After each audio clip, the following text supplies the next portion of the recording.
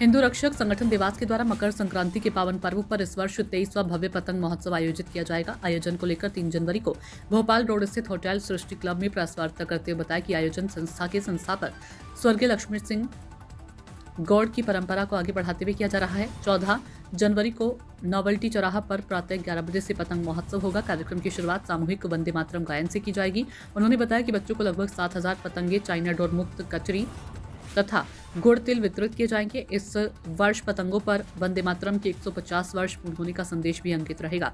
MG road पर अधिग्रहण कार्य के चलते व्यापारियों की परेशानी को देखते हुए इस वर्ष मकर संक्रांति की संध्या का आयोजन स्थगित किया गया है। मार्ग सुचारू होने पर आगामी वर्ष फिर से भव्य आयोजन किया जाएगा। संगठन ने सभी सनातन प्रेमियों से अधिक संख्या में उपस्थित होकर आयोजन को सफल बनाने की अपील की है। पर परंपरागत रूप से जो होते आया है, इस वर्ष भी उसकी तैयारियों को लेकर आज प्रेस वार्ता थी, आप भी पहुंचे। हिंदू रक्षक संगठन हमारे नेता सत्ता पक्ष द्वारा चलाया जाता है, मनीष सेन जी द्वारा। वो विगत 23 सालों से ये मकर संक्रांति के त्योहार के दिन इस उत्सव को मनाते हैं।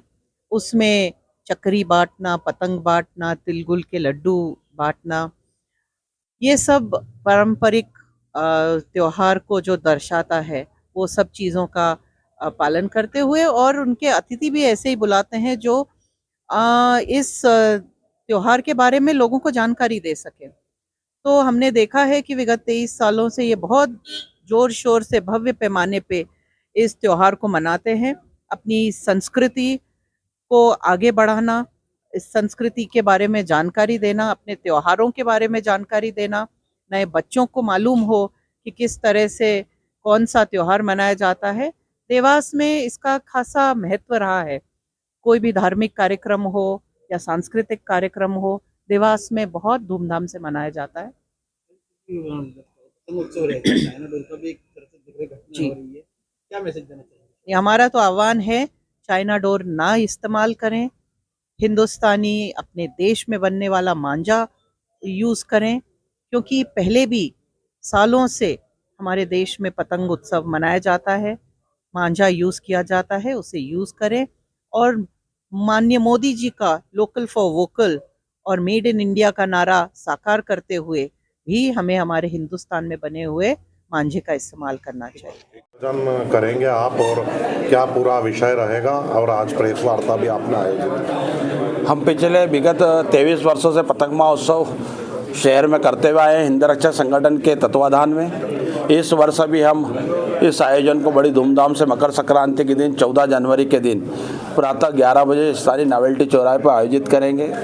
चूँकि ये कार्यक्रम हम बड़े स्तर पर करते आए हैं, सांस्कृतिक कार्यक्रम, कवि सम्मेलन, भजन संध्या, ऐसे विशेष रूप से हम कार्यक्रम शाम को भी आयोजित करते हैं। लेकिन एमजी रोड की अधिग्रहण की व्यवस्था और अधिग्रहण के कारण एमजी रोड अस्त व्यस्त है। इस कारण हमने रात्रिकालीन और शाम का कार्यक्रम को स्थगन करा है। शाम को नहीं करेंगे कार्यक्रम, हमने तय करा है, और अगली वर्ष इस कार्यक्रम को पुनः धूमधाम से हम शाम को भी बनाएंगे।